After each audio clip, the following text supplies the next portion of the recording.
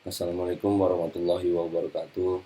Perkenalkan, nama saya Al-Azhar Husaini dengan NIM 2107114061. Prodi saya S1 Teknik Mesin B. Adalah yang terhormat pada Bapak dosen Pancasila. Izinkan saya menjelaskan resume saya dalam bentuk video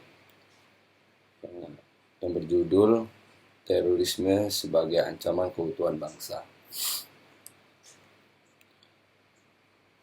Teror telah hadir dan menjelma dalam kehidupan kita sebagai momok, sebagai virus yang ganas dan monster yang menakutkan yang sewaktu-waktu tidak dapat diduga bisa menjelma terjadinya praha nasional dan global, termasuk mewujudkan tragedi kemanusiaan, pengembalian martabat bangsa dan penyejarahan tragedi atas hak-hak asasi manusia. Tersebut dengan HAM. HAM kehilangan eksistensinya dan tercerabut kesucian atau kefitriannya di tangan pembuat teror yang telah menciptakan kebiadaban berupa aksianimilasi atau kebinatangan sosial, politik, budaya, dan ekonomi.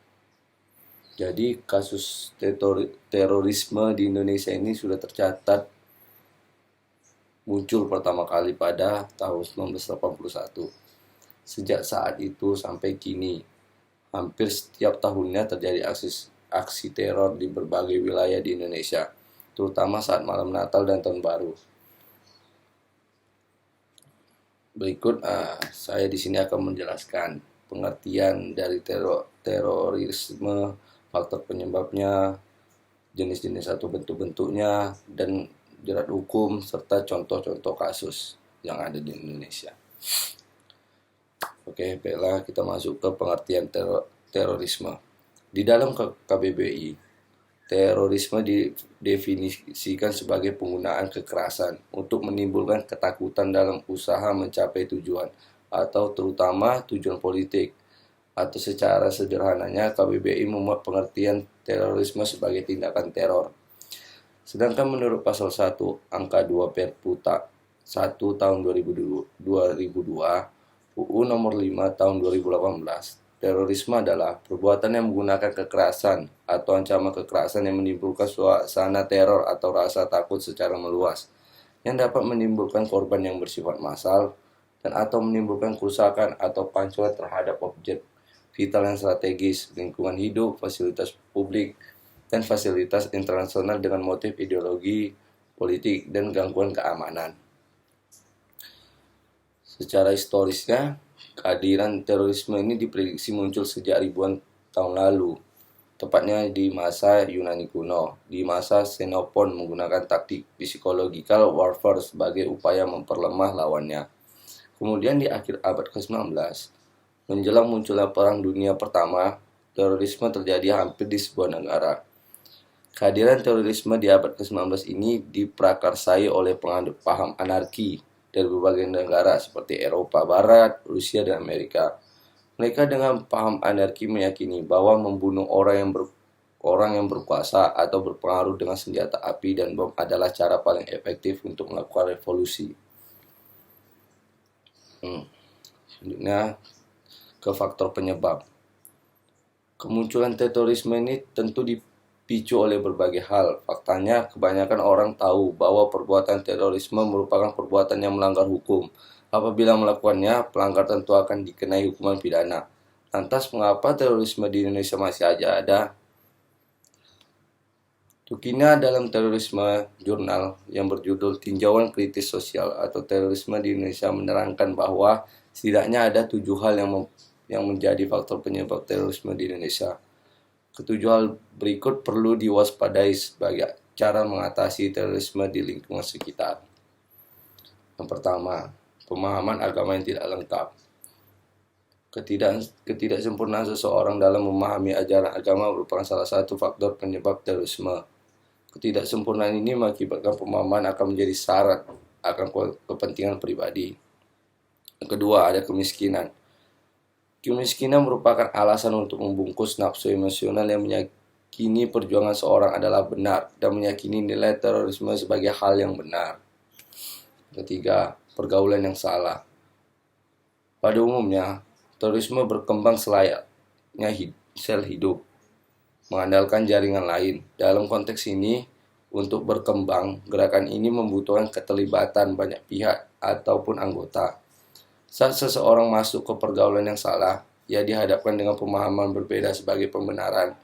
Tidak jarang para anggota yang ada dalam jaringan terorisme telah disumpah dengan maksud terikat sebuah kontrak mati. Keempat, ada pengangguran. Faktor pengangguran sebetulnya bukanlah penyebab utama, akan tetapi meski itu dominan, pengangguran berperan dalam pencarian pelaku terorisme. Jaringan terorisme akan menyasar pengangguran sebagai anggota dengan iming-iming hadiah yang berharga, seperti door prize itu, seperti yang menghasilkan uang, jaminan keluarga, serta mati syahid. Kelima, ada masalah kenegaraan. Dari beberapa kasus, bagian tokoh utama terorisme menyebutkan bahwa gerakan teror yang dilakukan merupakan upaya dari ketidakadilan dalam masalah kenegaraan, misalnya Palestina dan Israel. Yang keenam, ketidakadilan dan ketimpangan. Saat ini pusat pembangunan dunia masih berpusat di Amerika, oleh karenanya muncul ketidakadilan dan ketimpangan dalam proses pembangunan dunia. Ketidakadilan dan ketimpangan ini memantik ketidaksukaan dan menjadi Amerika sebagai sasaran aksi teror. Dan terakhir, ada penyalahgunaan agama dan ketidaktahuan massa. Banyak aksi teroris yang dipicu oleh penyalahgunaan agama. Kelompok teroris biasanya memanfaatkan ketidaktahuan massa sebagai langkah dalam mencapai tujuan pribadi mereka yang menyesatkan. Kita masuk bentuk atau jenis-jenis terorisme. Ada banyak penyebaran teror yang dilakukan oleh teroris, seperti pembunuhan, pengeboman, pembajakan, penculikan, hingga pemusnahan massal. Sehubungan dengan itu, Heri Firmansyah dalam upaya penanggulangan tindak pidana terorisme Indonesia mengklasifikasikan aksi teror ke dalam 4 kategori. Yang pertama, irasional teroris. Motif yang pertama ini tujuannya tidak masuk akal sehat atau irasional. Teror yang masuk dalam kategori ini yaitu salvation, pengorbanan diri, dan madness, kegilaan. Aksi tradisi irasional terorisme ini yang paling sering dilakukan teroris di tanah air adalah pengorbanan diri dengan bentuk bom dan bunuh diri. Yang kedua, ada kriminal teroris. Motif ini dilatar belakangi oleh adanya suatu kepentingan, biasanya kepentingan agama, kepercayaan tertentu. Bentuk aksinya berupa kegiatan teror dengan motif balas dendam. Setelah itu ada political terrorism. Dalam negara mapan berdemokrasi dengan supremasi hukum yang kuat, politik terorisme biasanya digunakan untuk mengubah suatu kebijakan. Tetapi dalam negara yang supremasi hukumnya belum mapan, political terorisme ini digunakan dengan tujuan merombak struktur politik. Meski berbeda, secara garis besar, political terorisme ini digunakan sebagai alat untuk menekan atau mengubah keseimbangan. Lalu ada state terrorism. Istilah state terrorisme digunakan PBB saat melihat kondisi sosial politik di Afrika Selatan, Israel, dan negara Eropa Timur. Warga di negara tersebut mengalami intimidasi, ancaman, dan berbagai penganiayaan yang dilakukan oleh hukum negara, termasuk para penegak hukumnya. Teror yang dilakukan biasanya berbentuk penculikan para aktivis. Teror ini dilakukan negara dan aparatnya atas nama kekuasaan, stabilitas politik, dan kepentingan elit tertentu. Atas dasar ini, negara merasa sah dan dalam menggunakan kekerasan dan teror lainnya guna merepresi dan memadamkan kelompok-kelompok kritis dalam masyarakat. Baiklah, kita masuk ke jerat hukum. Jerat hukum bagi terorisme atau UU terorisme diatur dalam Perpu nomor 1 tahun 2002 yang telah ditetapkan sebagai undang-undang lewat UU nomor 15 tahun 2003. sebagaimana yang telah diubah dengan UU Nomor 5 Tahun 2018, ganjaran pidana bagi pelaku teroris di antaranya diklasifikasikan sebagai berikut.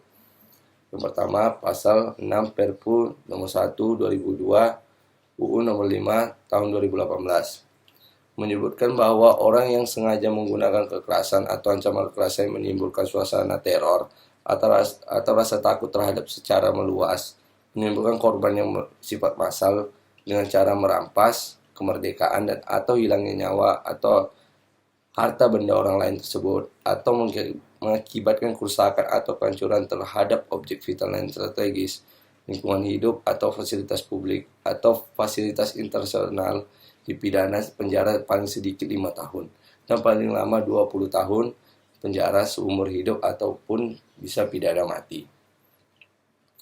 Dalam pasal 7 Perpu 1 nomor 2000 tahun 2002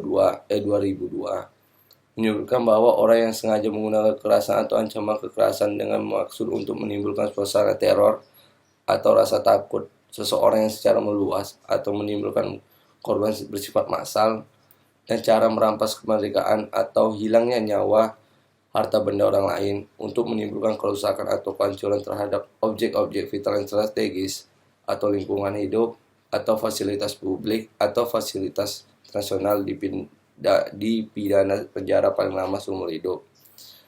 Pasal 9 Perpu 1 2002 menyebutkan bahwa orang yang membawa atau mengeluarkan senjata peledak, senjata api dan bahan berbahaya lainnya ke dan atau dari Indonesia dengan tujuan melakukan tindak pidana terorisme akan dipidana penjara paling singkat 3 tahun dan paling lama 20 tahun.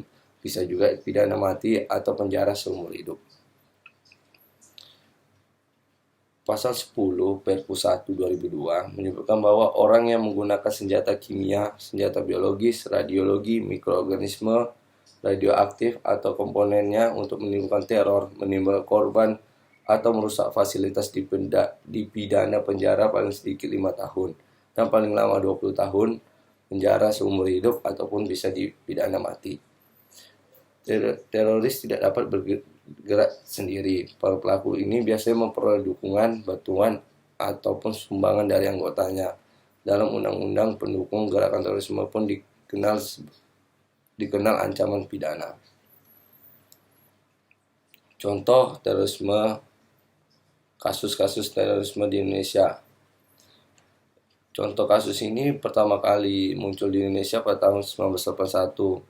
Kasus yang pertama tersebut sempat menggegerkan publik untuk waktu yang cukup lama, 4 tahun berselang, atau pada 1985 kasus terorisme kedua muncul.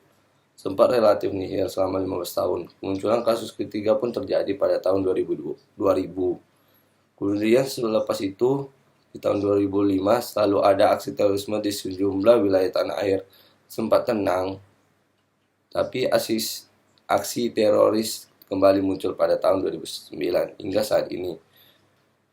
Adapun contoh-contoh kasus terorisme di Indonesia berdasarkan pembagian waktunya. Yang pertama, pada tahun 1981 ada kasus pembajakan Garuda Indonesia pada penerbangan dari Palembang ke Medan pada 28 Maret. Pesawat ini dibajak 5 teroris bersenjata senapan mesin dan granat yang menyamar menjadi penumpang. Itu ada di tahun 1985, kasus bom di Candi Borobudur pada 21 Januari. Itu ada di tahun 2000, kasus pengeboman sejumlah wilayah di Indonesia. Yang pertama dibom di Kedutaan Besar Filipina pada 1 Agustus. Itu ada bom di Kedutaan Besar Malaysia pada 27 Agustus tahun 2000. Bom di Bursa Efek Jakarta pada 13 September, dan rangkaian bom malam Natal di sejumlah wilayah di Indonesia yang meledak hampir bersamaan pada 24 Desember tahun 2000.